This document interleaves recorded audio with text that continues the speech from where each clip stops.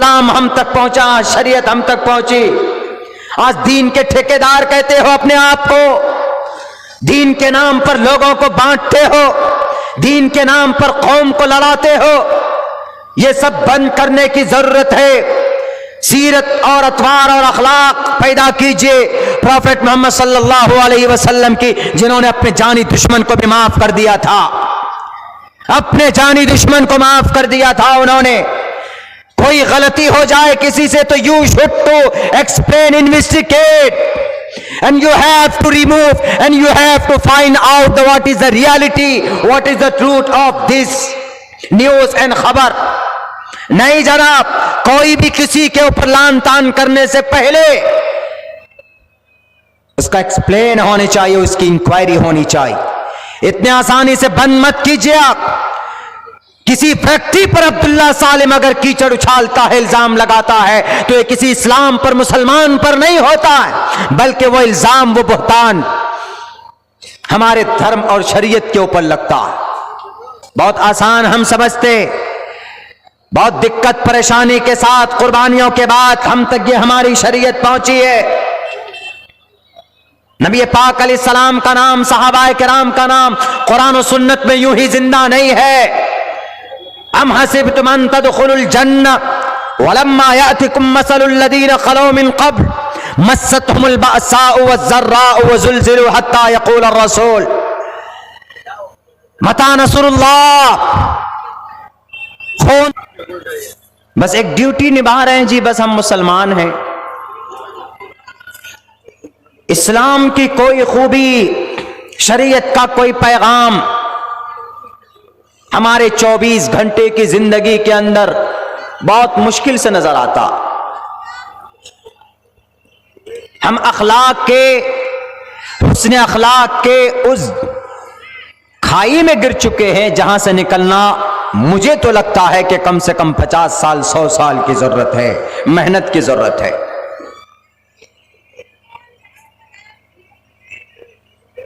ہمیں معلوم ہونا چاہیے ہم دوسروں کا دل اپنے اخلاق، اچھے اخلاق سے جیت سکتے ہیں.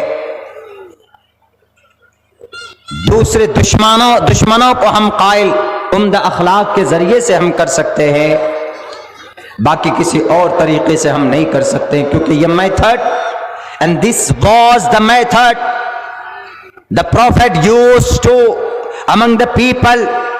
یہ طریقہ محمد الرسول اللہ نے اپلائی کیا تھا، آپ کی زندگی کا ایک حصہ تھا. کیا غیار سے باتیں کرتے، دشمنوں سے باتیں کرتے آپ، وہ دیوانہ آپ کا بن جاتا تھا. آپ کے بات کرنے کے لہجے، طریقے، ملنے کا طریقہ، کوئی اجنبی آ جائے، کوئی غیر آ جائے آپ کے سماج میں تو ان کے ساتھ کوئی بھید بھاؤ نہیں. یاد کیجئے اس تاریخ کو جب حضرت ابو ذر غفاری رضی اللہ تعالیٰ عنہ آئے تھے. جب ان کے پاس خبر پہنچی کہ مکہ المکرمہ میں کوئی نبی ہونے کا دعویٰ کرتا، مبعوث کیا گیا اللہ تبارک و تعالیٰ کی طرف سے، پیغامات آتے ہیں ان کے اوپر. بہت بڑے مالدار قوم کے، علاقے کے، سماج کے پردھان مانے جاتے تھے. انہوں نے اپنے بھائی سے کہا کہ جاؤ تو مجھے بتاؤ وہ نبی کون سی بات کرتا ہے، آسمان سے جو باتیں اور جو وحی ان کے پاس آتی ہے ذرا دیکھو، دیکھ کر مجھے بتاؤ ان کے آرڈر کیا ہے، ان کے اخلاق کیا ہے، لوگوں سے ملنے کا طریقہ کیا ہے، ان کے ماتھے کا، ان کے پیشانی کا، ان کے فیس کا، ان کی شکل کی حالت کیسی ہوتی ہے جب وہ لوگوں سے ملتے ہیں، بات کرتے. جاؤ اپنے بھائی سے کہتے.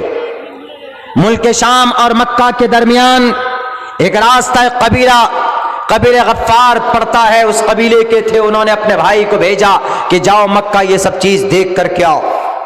حضرت ابو ذر غفاری نے اپنے بھائی کو بھیجا. ان کا بھائی آتا ہے، 2-3 دن قیام کرتا ہے مکہ کی گلیوں میں. وہ دیکھتے ہیں کہ صحابہ آپ کے پاس بیٹھے دین کی بات، اللہ کی بات، قرآن کی بات ہوتی ہے، اور جو بھی آدمی آتا ہے محمد رسول اللہ بڑے خوش ہو کر ان سے ملتے، حال چال پوچھتے، خبر خیریت پوچھتے ہیں. اس انداز میں بات کرتے ہیں جیسا لگتا ہے کہ یہ کوئی ہمارا بہت پرانا کوئی اب سے پہلے بچھڑ گیا ہو، کسی میلے میں وہ دوست ملا ہے، اس انداز میں بات کرتے تھے پروفیٹ محمد صلی اللہ علیہ وسلم۔ جب وہاں سے واپس آتے اپنے بھائی کو کہتے ہیں کہ بھائی جان، ہم نے دیکھا بہت بڑے اخلاق کے مالک ہیں، بہت عمدہ طوار ہے ان کے، بات کرنے کا سوبھاؤ بہت اچھا ہے، اگر وہ نبی کی نبوت کا دعویٰ کرتے ہیں کہ میرے پاس مجھے نبوت دی گئی، تو میرا دل کہتا ہے کہ this person is a right, وہ صحیح آدمی ہے، جھوٹ نہیں بولتا۔ تسلی نہیں ہوئی ابو ذر غفاری کو، انہوں نے کہا لاؤ میرے کپڑے، ایک مشکیزے میں پانی بھرے، اپنا توشہ سفر لے کر نکل جاتے ہیں مکہ کے لیے۔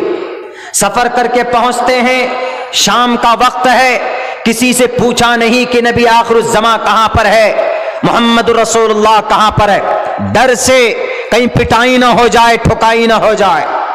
لیکن جب رات ہو جاتی ہے تو ایک کونے میں بیٹھے ہوئے ہوتے، ڈر سے اپنا تعارف نہیں کراتے، ان کو صرف حضرت عباس رضی اللہ تعالیٰ عنہ پہچانتے تھے۔ اس وقت ایمان نہیں لائے تھے، وہ جانتے تھے ان کو کہ یہ قبیلہ غفار کا آدمی ہے، ان کا نام ابو ذر ہے۔ جب رات میں حضرت علی گھر جا رہے تھے تو ان کو دیکھا بیٹھا ہوا، ان کو اٹھایا اور کہا کہ چلیے آپ ہمارے یہاں آج مہمان بنیے گا، آپ کی خاطر تواضع، ان کو اٹھا کر لے کر گئے۔ پوچھا نہیں کہ where did you coming from, where are you coming from, what's your name, what do you do, where do you live, please tell me something about yourself, introduce me yourself، اپنے بارے میں بتاؤ۔ ڈونٹ آسک اینی تھنگ، کچھ نہیں پوچھتے ہیں، لے کر چلے جاتے ہیں، اپنے گھر میں قیام کرواتے ہیں۔ صبح اٹھ کر حضرت ابو ذر غفاری اپنے سامان کو لے کر مسجد مکہ میں، مسجد حرام میں پہنچتے ہیں، پھر وہی نبی کے پاس بیٹھتے ہیں۔ اس کے بعد پھر شام ہوتی ہے، پھر بھی کچھ نہیں پوچھتے، اپنا تعارف نہیں کراتے۔ حضرت علی پھر گزرتے ہیں، پھر ان کو لے کر گھر جاتے ہیں، and didn't ask anything، اس دن بھی انہوں نے کچھ نہیں پوچھا۔ پھر رات ہوئی، کھانا وانا کھلایا، آرام کرایا، پھر وہ آ جاتے ہیں دوبارہ حرمین شریفین میں، حرم میں آ جاتے۔ اس کے بعد پھر تیسرے دن یہی ماجرا ہوتا ہے، 3 دن تک یہ ماجرا چلتا ہے۔ تب جا کر حضرت علی پوچھتے ہیں where do you live, please tell me something about yourself، ذرا بتاؤ آپ کہاں سے آئے، 3 دن ہو گئے آپ کچھ نہیں بولتے، ہم کو جاسوس معلوم ہوتے، بتائیے ذرا آپ کہاں سے آئے۔ ہمارے یہاں اگر کوئی باہر سے آ جائے، کوئی اجنبی آ جائے مسجد میں یا علاقے میں، محلے میں، تو چھان بین کرتے، پوچھتے بھی نہیں ہے کہ جناب باہر سے آئے، بیٹھ جائیے، پانی پی لیجئے، کہاں جائیں گے، کیا کرنا ہے، کوئی مطلب نہیں، کوئی واسطہ نہیں۔ انسانیت کا ثبوت ہمیں پیش کرنا چاہیے، مانوتا کا، ہیومینٹی کا۔ دھرم کی بات ہے تو دھرم چھوڑیے، زمانے ہم اپنے افعال سے، اپنے کردار سے، انسانیت سے ہمیں دوسروں کا دل جیت سکتے۔ حضرت علی کے ان 3 دن کے بہبار نے، سلوک نے ان کو اندر سے ہلا کر رکھ دیا تھا۔ حضرت ابو ذر کو کہ آپ کون ہیں؟ میں صحابی رسول ہوں، میں محمد رسول اللہ کو مانتا ہوں، وہ میرے بھائی ہے، چچیرے بھائی ہے، وہ میرے چچا کے بیٹے ہیں، میں ان کے چچا کا بیٹا ہوں، میں مانتا ہوں۔ انہوں نے کہا کہ sir please don't tell me about my self, I explain you, کسی سے نہیں کہیے گا، میں آپ سے بتا رہا ہوں، میں بہت دور سے آیا ہوں اور اس پرپس سے آیا ہوں، اس مقصد سے آیا ہوں، محمد رسول اللہ کو نبی ماننا چاہتا ہوں، ان کے ہاتھ میں کلمہ پڑھنا چاہتا ہوں۔ انہوں نے کہا کہ کوئی بات نہیں، ٹھیک ہے، آپ ایک کام کرو۔ اس وقت چھپ چھپ کر تبلیغ چل رہی تھی مکہ المکرمہ میں، کفار مشرکین کا زور تھا، ڈراتے تھے، مارتے تھے، ظلم کرتے تھے۔